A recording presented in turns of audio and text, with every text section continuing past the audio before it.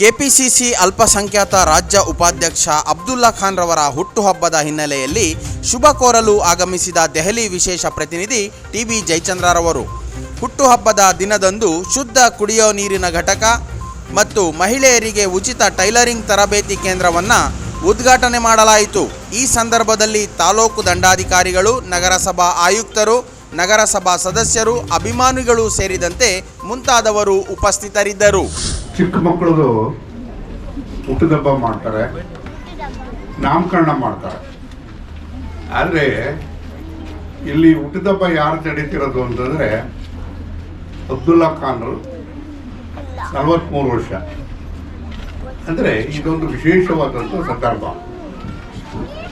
ಮನುಷ್ಯ ಹುಟ್ಟತಕ್ಕಂಥದ್ದು ಖಚಿತ, ಸಾವು ಕೂಡ ನಿಶ್ಚಿತ. ಮನುಷ್ಯ ಹುಟ್ಟುತ್ತಾನೆ, ಕೆಲವು ವರ್ಷಗಳಾದ ಮೇಲೆ ಅವನು ಸಾಯೋದು ಖಚಿತ.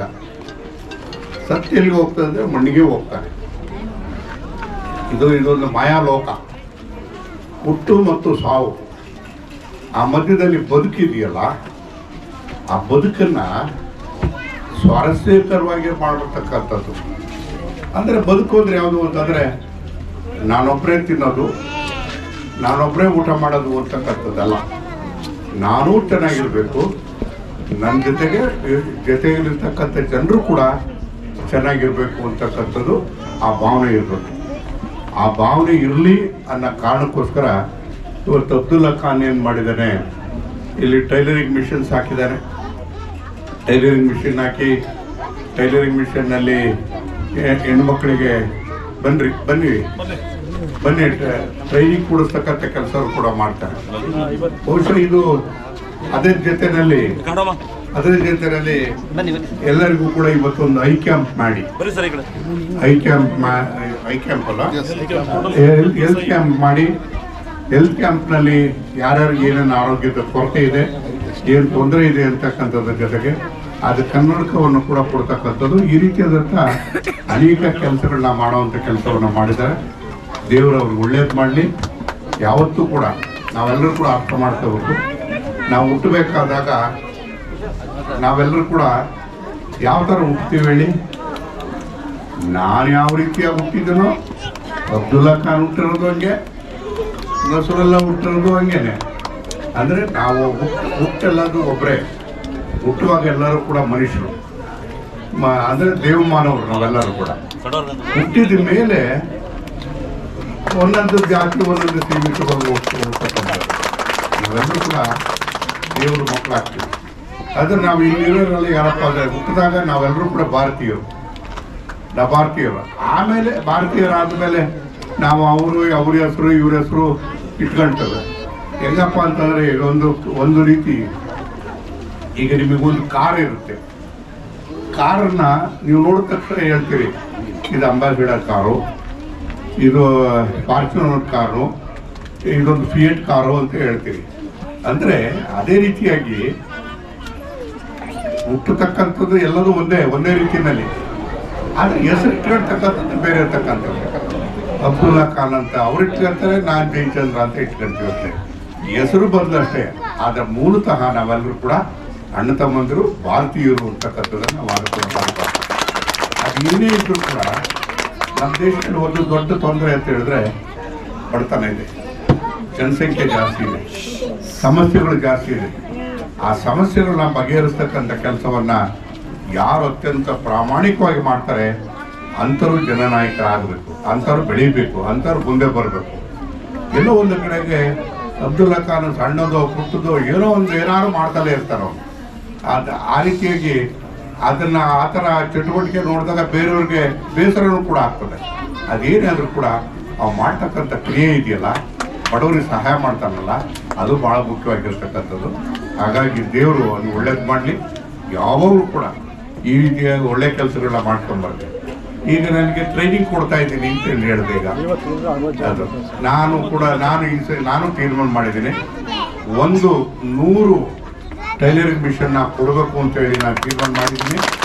ಆ ಸಂದರ್ಭದಲ್ಲಿ ನಿಮಗೂ ಜನಕ್ಕೂ ಕೂಡ ಇಲ್ಲಿ ಈ ಕ್ಷೇತ್ರದಲ್ಲಿ, ಈ ಭಾಗದಲ್ಲಿ, ಈ ವಾರ್ಡಲ್ಲಿ ಇರ್ತಕ್ಕಂಥವರು ಕೂಡ ಸಿಗುವಂಥ ಅವಕಾಶ ಕೂಡ ಆಗ್ತದೆ ಅಂತಕ್ಕಂಥ ಮಾತನ್ನು ಕೂಡ ಹೇಳಿ ನಿಮ್ಮೆಲ್ಲರಿಗೂ ಒಳ್ಳೆಯದಾಗಲಿ. ನಿಮ್ಮೆಲ್ಲರ ಪರವಾಗಿ ನಿಂತಿರ್ತಕ್ಕಂಥ ಅಬ್ದುಲ್ಲಾ ಖಾನ್ಗೆ ದೇವರು ಹೆಚ್ಚು ಆರೋಗ್ಯ, ಆಯುಷ್ಯು ಮತ್ತು ನೆಮ್ಮದಿಯನ್ನು ಕೊಡಲಿ. ಇದೇ ರೀತಿಯಾಗಿ ಸಹಾಯ ಮಾಡ್ತಕ್ಕಂಥ ಮನಸ್ಸನ್ನು ಕೂಡ ಕೊಡಲಿ ಅಂತ ಹೇಳಿ ನಾನು ಹಾರೈಸಿ ನಾನು ಮಾತು ಕೊಡುತ್ತೇನೆ. ನಿವೇಶನಗಳು ನಾನು ಈಗ ಇಲ್ಲೇ ಕಮಿಷನರ್ ಇದ್ದಾರೆ, ಇಲ್ಲ ತಹಸೀಲ್ದಾರ್ ಇದ್ದಾರೆ, ಎಲ್ಲರೂ ಇಲ್ಲೇ ಇದ್ದಾರೆ. ನಾವು ದೊಡ್ಡದಾಗಿ ಕಮಿಷನ್ ಇವತ್ತು ಸೈಟ್ ಕೊಡಬೇಕು ಅಂತ ಮಾಡಿದ್ವಿ. ಸೈಟ್ ಕೊಡಬೇಕು ಅಂತ ಮಾಡಿ ನಾವು ಅಪ್ಲಿಕೇಶನ್ ಎಷ್ಟಾಗಿದೆ? 10,000 ಜನ ಅಪ್ಲಿಕೇಶನ್ ತಗೊಂಡೋಗಿ ಅಪ್ಲಿಕೇಶನ್ ಹಾಕೋವಂಥವ್ರು 10,000 ಜನ. ಆದರೆ ಕೊನೆ ಪಕ್ಷ ಅಂದರೆ 7-8 ಸಾವಿರ ಜನ ಬಡವರೇ ಇರ್ತಾರೆ. ಎಲ್ರಿಗೂ ಸೈಟ್ ಕೊಡಬೇಕು ಅಂದರೆ ಕಷ್ಟ ಆಗ್ತದೆ. ಎಲ್ಲೋ ಒಂದು ಕಡೆಗೆ ನಾನು ಎಲ್ರಿಗೂ ಸೈಟ್ ಕೊಡಬೇಕು ಅಂತ ನಾನು ಉದ್ದೇಶ ಇಟ್ಕೊಂಡು ಹೋಗ್ತಾ ಇದ್ದೀನಿ. ಅದಕ್ಕೆ ನಾನಾ ರೀತಿಯಾದಂಥ ತೊಂದರೆಗಳು ಬರ್ತಾ ಇದ್ದಾವೆ. ಆದ್ರೆ ನಾನು ಯಾವುದೇ ರೀತಿಯಲ್ಲೂ ಕೂಡ ಯಾರಿಗೂ ಕೂಡ ತೊಂದರೆ ಕೊಡ್ತಕ್ಕಂಥವನಲ್ಲ. ಇವತ್ತು ಕಾನೂನು ಪ್ರಕಾರ ಕರಾರುವಾಕ್ಕಾಗಿ ಕಾನೂನುಬದ್ಧವಾಗಿ ನಾನು ಯಾವತ್ತೂ ಕೂಡ ನಾನು ಜನ ಉಪಯೋಗಿ ಕೆಲಸಗಳನ್ನ ಮಾಡ್ತಕ್ಕಂಥದ್ದು, ನಿವೇಶನ ಕೊಡ್ಬೇಕಂತಕ್ಕಂಥದ್ದು ಕೂಡ ಅಷ್ಟೇ ಜನಪರವಾಗಿರ್ತಕ್ಕಂಥ ಕೆಲಸವನ್ನು ಮಾಡ್ತಕ್ಕಂಥದ್ದು ಕಾನೂನು ಪ್ರಕಾರನೇ ಮಾಡ್ತೀವಿ. ಆದರೆ ಎಲ್ಲೋ ಒಂದು ಕಡೆಗೆ ರಾಜಕೀಯ ಇವತ್ತು ರಾಜಕೀಯ ಮಿಶ್ರಿತ ಇರ್ತಕ್ಕಂಥದ್ದು, ಇವತ್ತು ವಿರೋಧಗಳು ವ್ಯತ್ಯಾಸಗಳು ಕೂಡ ಇರ್ತದೆ. ಅದೇನೇ ಆದರೂ ಕೂಡ ನಾನು ಜನಗಳಲ್ಲಿ ನಾನು ಮನವಿ ಮಾಡ್ತಕ್ಕಂಥದ್ದು ಅಂದರೆ ನಾನು ಮಾಡ್ತಕ್ಕಂಥದ್ದು ಅತ್ಯಂತ ಪ್ರಾಮಾಣಿಕವಾಗಿ ಬಡವರಿಗೆ ಸಹಾಯ ಮಾಡ್ತಕ್ಕಂಥ ದೃಷ್ಟಿಯಿಂದ ಮಾಡ್ತಿದ್ದೀನಿ ಅಂತಕ್ಕಂಥದ್ದನ್ನ ತಾವೆಲ್ಲರೂ ಕೂಡ ಅರ್ಥ ಮಾಡ್ಕೋಬೇಕು ಅಂತಕ್ಕಂಥ ಮನವಿಯನ್ನು ಮಾಡಿ ನಾನು ಈಗ ಕೆಲವೇ ದಿವಸದಲ್ಲಿ ಅದು ಮನೆಗಳಿಗೆ ಅಲ್ಲ ಮನೆಗಳಿಗೆ ಕೇಳಪ್ಪ. ಅದು ಮನೆ ಬೆಲೆ ಎಷ್ಟು ಗೊತ್ತಾ? 7.5 ಲಕ್ಷ. 7.5 ಲಕ್ಷ. 1 ಲಕ್ಷ ಕೊಟ್ರೆ ಮನೆ ನಿನಗೆ ಆಗ್ತದೆ. ಇನ್ನಿದ್ದು ಸರ್ಕಾರನೂ ಕೊಡುತ್ತೆ, ಸ್ವಲ್ಪ ಸಾಲನೂ ಆಗ್ತದೆ. ಅದಕ್ಕೆ 1 ಲಕ್ಷ ರೂಪಾಯಿ ಕಟ್ಟಿದ್ರೆ ಕೊಡ್ತಕ್ಕಂಥ ತೀರ್ಮಾನ ಮಾಡಿರ್ತಕ್ಕಂಥದ್ದು ನಮ್ಮ ಸರ್ಕಾರ. ಅದರಲ್ಲೂ ಅದರಲ್ಲಿ ಜಮೀರ್ ಅಹಮದ್ ನಮ್ಮ ಹೌಸಿಂಗ್ ಮಂತ್ರಿಯಾಗಿ ಅಂದರೆ ವಸತಿ ಸಚಿವರಾಗಿ ಮಾಡಿರ್ತಕ್ಕಂಥ ತೀರ್ಮಾನ, ಸಿದ್ದರಾಮಯ್ಯನವರು ಕೂತ್ಕೊಂಡು ತೀರ್ಮಾನ ಮಾಡಿರ್ತಕ್ಕಂಥದ್ದು. ಆ ಯೋಜನೆ ಅದು ಕೂಡ ಪೂರ್ಣ ಆಗ್ತಾ ಇದೆ. ನಾನು ಒಂದು 250 ಮನೆಗಳಾಗಿದೆ, ಅದನ್ನು ಕೂಡ ಕೊಡ್ತೇವೆ. ಮತ್ತು 5-6 ಸರ್ವೆ ನಂಬರ್ ಕೂಡ ಅದನ್ನು ಕೂಡ ಬಗೆಹರಿಸತಕ್ಕಂಥ ರೀತಿಯಲ್ಲಿ ಪ್ರಯತ್ನವನ್ನು ಎಲ್ಲ ರೀತಿಯ ಪ್ರಯತ್ನವನ್ನು ಕೂಡ ಮಾಡ್ತಿದ್ವಿ. ಕಾನೂನು ಪ್ರಕಾರ ಅಡ್ಡಿಗಳು ತುಂಬ ಇದ್ದಾವೆ. ಅದನ್ನ ನಿವಾರಣೆ ಮಾಡ್ತಕ್ಕಂಥ ಕೆಲಸವನ್ನು ಮಾಡ್ತೀವಿ. ನಿಮ್ಮೆಲ್ಲರ ಆಶೀರ್ವಾದದ ಬಲದಿಂದ ನಾನು ಗೆದ್ದಿದ್ದೀನಿ. ಈ ಬಾರಿ ನಿಮ್ಗೆ ಯಾವುದೇ ರೀತಿಯಲ್ಲಿ ತೊಂದರೆ ಆಗದೆ ಇರತಕ್ಕಂಥ ರೀತಿಯಲ್ಲಿ ಎಲ್ಲ ಸಮಸ್ಯೆನೂ ಕೂಡ ಬಗೆಹರಿಸ್ಕೊಡ್ತೇನೆ. ಮತ್ತು ಅದರ ಜೊತೆಗೆ ನಿಮಗೆ ಬಿ ಡಿ ಕಾಲೋನಿಯಲ್ಲೂ ಕೂಡ ಅನೇಕ ಸಮಸ್ಯೆಗಳಿದೆ. ಅದೆಲ್ಲದೂ ಕೂಡ ನಾನು ಅರ್ಥ ಮಾಡ್ಕೊಂಡಿದ್ದೀನಿ. ಆ ಸಮಸ್ಯೆಗಳನ್ನು ಕೂಡ ಬಗೆಹರಿಸುವಂಥ ಕೆಲಸವನ್ನು ಅತ್ಯಂತ ಪ್ರಾಮಾಣಿಕವಾಗಿ ಮಾಡ್ತೀನಿ ಅಂತಕ್ಕಂಥ ಮಾತನ್ನು ಕೂಡ ಹೇಳಿ, ನನಗೇನು ಬೇಕು ಅಂತಂದರೆ ನಾನೊಬ್ಬರೇ ಮಾಡೋಕ್ಕಾಗೋದಿಲ್ಲ.